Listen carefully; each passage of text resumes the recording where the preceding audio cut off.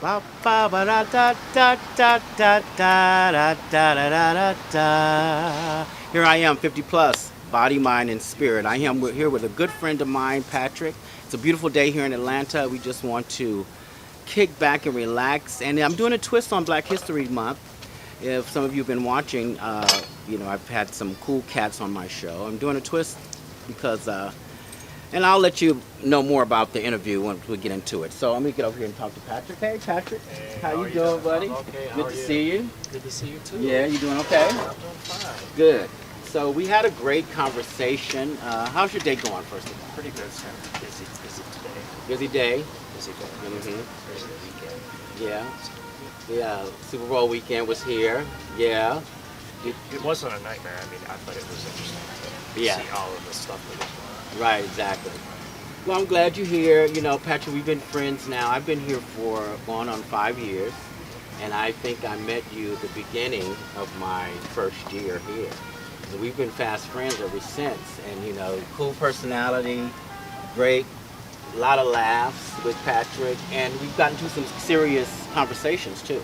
Very serious Some conversation. really deep conversations. We're going to touch on a little bit of that today, but right now I just want to just kind of get to know you a little bit better. I know you are retired, but you do some handiwork, and you're out here in the city, carpenter, and so you do a lot of that. And, Right. what do you do to take care of yourself these days, buddy? Walk. Walking's real good. Lift weights. Mm-hmm. I read. Moving's good. Work. I Right. work almost every day, 6 days a week. So Right. whether I'm working in my shop or at a client's house, I usually try to work 6 days a week. I take Mondays off. That's good. You kind of write your own little schedule though, and take your time. I love that. You're pretty independent with working, and we talked to. It brings me to a subject we talked about working, how it keeps our minds busy. It's very important. Yeah. So what I do, I have to think and work with my hands at the same time, and it's really a double whammy because it keeps everything kind of fresh. And I have to tell you, if I don't work for 2 or 3 days, I get out of shape so fast. It's easy. It's so easy. Well, I think the older you get, the faster that happens. Right. The faster, body aches and pains pop up. The faster being fluid and mobile starts to become an issue. So the more you move, the more you groove. Right. And I think too, because we were younger, we yeah. moved a lot, and so Right. that's still in our mind that we can keep moving and doing Right. stuff. And then we stop for a couple of days, like you say. It's Right. like, Dave, when I'm 65, so when you get to be 65, this is my experience. I can't tell you if this is with other people, but in my experience, sometimes I wake up and I just really hurt a lot. And I'm trying not to do any pain pills because they're addictive. And so, I spread them out very thin, like 1 or 2 a week.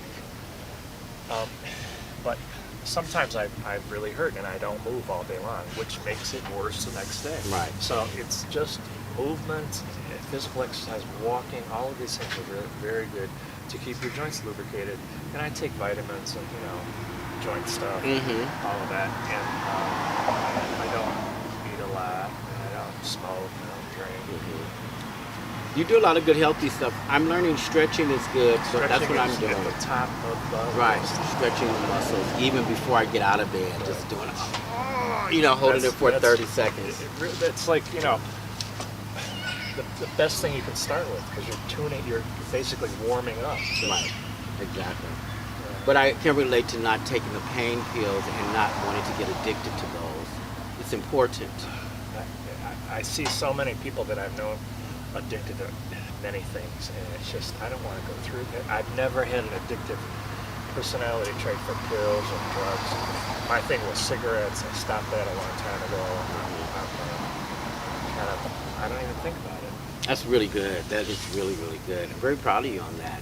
So, we are at this age, Patrick, and a lot of men, they had an article out on this a couple of years ago about how we tend to isolate Yeah. as we get older, and our little social life kind of becomes a TV or social media, sitting at home with coffee, the newspaper, not really doing much. You want to talk a little bit more about that? Yeah, I think the older you get, the fewer friends you have. And, through inertia and all kinds of things. Friends fall off, friends pass away, friends move, and for myself, I don't really go out looking for new friends. So I don't, there was a time when I went to the bars and hung out and did all that crazy stuff you do when you go. It's not something that I do anymore because it's just not, I don't feel like doing that anymore. If I do it once in a blue moon, it's really a lot of fun. Doing it every other day is not fun. It burns out. And, you can't keep doing the same thing and expecting a different result. Right. Right. So it's just, I don't know, I got no more. So, we get together every Monday, me and the guys, you and the guy always get together, we talk. We talk about some real issues. And this is something I would hope any guy out there, 50 plus or over, who, find their life getting smaller or their world getting smaller. Create a little group of guys, you get together, meet somewhere at the park, somewhere fresh, and you just talk about whatever you're going through. It really has helped me. You can meet at McDonald's for Christ's sake and have a cup of coffee. Right. As long as you kind of communicate with other people, and it's probably not a bad idea to communicate with people in your age group because you have similar things that you can respond to. And what we found in that group that we're in is that we all had the same issues, and we didn't realize it because we were all kind of cloistered. And I think men have a tendency to not want to talk about health. They want to not talk about exercise. They want to not talk about having no friends. It becomes very easy to get yourself in a situation where you're watching TV all night, you're not doing much during the day, just kind of, the day ebbs away, and this becomes habitual. Doing it for 3, 4, 5, 6 months, a couple years, and it's like, it's got to stop. Because that cannot be healthy. Just there's no way that that's healthy. It's not healthy. And another thing you mentioned on that list is ED, erectile dysfunction. Yeah. That's a big one. I know we have Cialis and we have our other things like, what is the other one? Viagra. But let me tell you, I'm learning more of a spiritual contact with my partner, or learning more about what that means to be more spiritual with having sex and kind of keeping that strength within inside yourself and learning what that means. A lot of guys, that's a tough one for guys too. And that's also something that men don't want to talk about. They don't want to talk about. Especially if it's an older man that can't get an erection, he's then dumbing down more and becoming more insulated and more secure, cloistered. And it's kind of a catch-22. It is a catch-22. Or we end up going out buying things that don't work. Cars, houses, motorcycles. All of this kind of to recapture your middle-aged youth. Who wants them? Yeah, it doesn't play anymore. And you end up going home by yourself, whatever.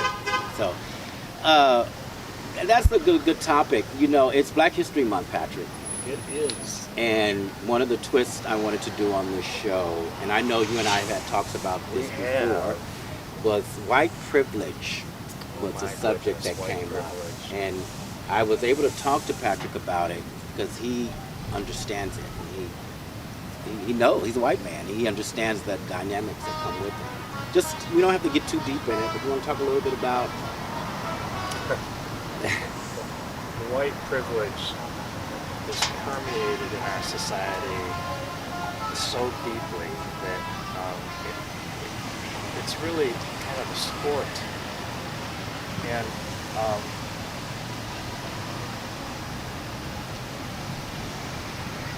to define it, it's every person is different, but basically the definition, I guess, is somebody who takes advantage of or takes precedent over another person of color, of any color. It's what we need to do, I think, as a nation, is to start to weed that out of people. When I was a kid, Smokey the Bear was in our school, and we learned how to not throw crap on the street, and we learned how to not burn the forest down. You can do this by starting really young. The first graders in this whole white privilege thing get past that and teach them what that's all about, because they get that. Right. In first, second, third grade, they're still playing with different children of different races. They don't even care about this. They don't care. These are things that are learned. There is learned behavior. Have you seen And them? I'm sorry to cut That's you off. okay, I no. just got this one okay. other thing. Yeah, yeah. The most unracist person in the world. It's not. We're not in a healthy state here, really. It's tough right now, but We're just not doing very well. I know. One of the things I'm striving for is a higher consciousness, Yeah. a higher awareness level of all that, and just becoming human beings again, you know. So, and I know that you are, you know, really pushing toward higher learning and education. You were in the business for a while, in the newspaper business. I had a little newspaper for a few years. Then I Right. went into public relations. If anybody that's in public relations knows when I say this, that basically you're a prostitute. You're selling anything somebody will buy, and you'll make it pretty for them and promote it. And that really wore me out after doing that for years. So when I came here, I didn't want to do that anymore, and I decided I would help my 90-year-old neighbor lady with her toilet to replace it. That's how I kind of started to learn how to do that. It's all self-taught, but I mean, it's I love self-talk.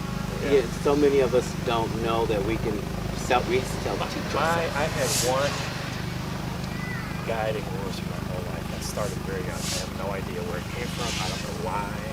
But the rule that I've always used is if you take a job and you absolutely hate it and you feel like shit every day, get the fuck out of that work.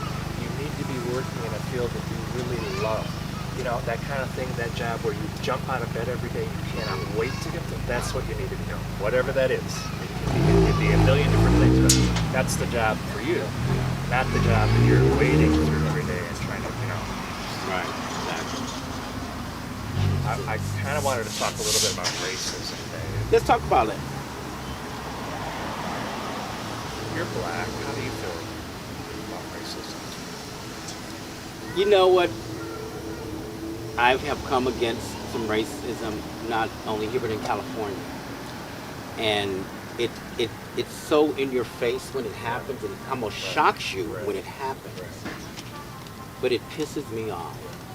It makes me angry because I'm not in that frame of mind, and especially when it's And it also stops you. It like stops you cold. It's Dead. like hitting a brick wall. yes, And you have to regroup real fast and be really light on your feet and Right. figure out what you're going to do. yeah, Because it's a threat. No matter Yes. what somebody says to you, it's a threat. And you don't know if that threat's going to escalate. like that. Or it could make you feel this fucking good, which pisses me off. And I get angry. And you know, I've dealt with it with people in customer service.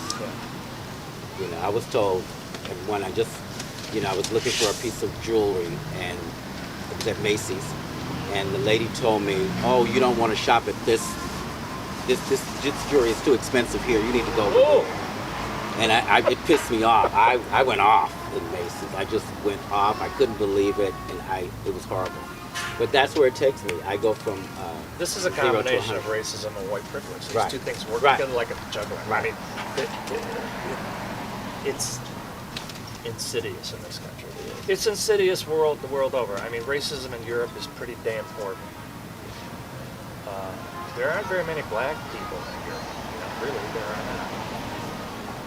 And they're very racist against Africans who, you know, have like their street vendors and stuff. They just really raise hell with them all the time. It's kind of sad, but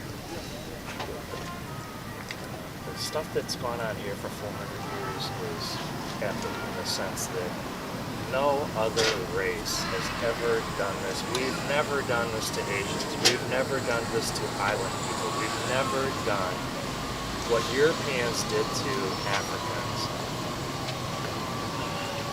Was the most detrimental thing. And then when you read history a little bit, you start to realize it didn't stop there. No matter what country Europeans colonized, it kept going and going and going. But it came with that colonization, Yes, colonizing, right. because back in history, Right. before Right. that, it wasn't. The thing that's interesting to me is how they got chiefs on the east coast, the west coast of Africa, to go inland to capture slaves to bring them out. I mean, what were those guys doing? And how much did they get paid? And why were they doing that? You know, It was horrible. they did not Even the protect their dog's own a patriot's people. man. So it kind of tells you that racism is really boundless. Come on, man. We are a weird animal that you know, employs racism as a tactic to feel better, to belittle another person, and worse. Exactly. And what do you feel about it? What I feel about Encountered. racism, Christ, I've encountered racism at many different levels. I'm very much involved kind of in issues in the black community. I'm not involved in black churches. I'm not involved in community organizations. Okay. I'm very involved with issues in the black community because I have 2 kids that are African American. And I start. This is such a weird thing, David. In 1963, I was in 3rd grade. And in the town that I lived in, Painesville, Ohio, there was a thing in the Telegraph newspaper that said, movie coming to town. And I followed that like He's I very was a crazy curious. person. Can't figure out That what movie he's trying was to a movie called One Potato, Two Potatoes. It was the first interracial movie in the world. Oh, really? And it affected It you. affected my entire life. I could never see why we didn't live there. I couldn't understand it. I couldn't grasp it. It was weird to me. So I'm going to take a little It's break interesting. here. I love that. No, it's fine. You can pan to the doggy if you want to pan to the He dog. is so That's fine. terrified. He's like, okay, what's going on there's a down guy here? laying on this. Is he hurt? What's going on? It's okay. It's okay. His little Come on. face. It's okay. He's about ready. Okay, but he was right here. Patrick, we definitely have to do this again with Patrick. There's more to be said. We're here in Atlanta outside by Starbucks, and I love it because I do my things impromptu and easy. And he was complaining about the makeup, but you look good, baby. You look great. I'm And- probably really white. I am really white. So stop. But anyway, this is David Williams saying thank you, Patrick. We're going to do a part 2 to this. We're going to have a Thanks, part 2 to Dave. that. I really appreciate you. We're going to talk more about this. Nice to talk. You too, and I wanted to just say, you guys stay focused, take care of yourself, stay healthy. Talk. Marvin Gaye put it very well. What's going on? What's happening? Talk to me, brother. Talk to people one-on-one. I love you. Peace out, David.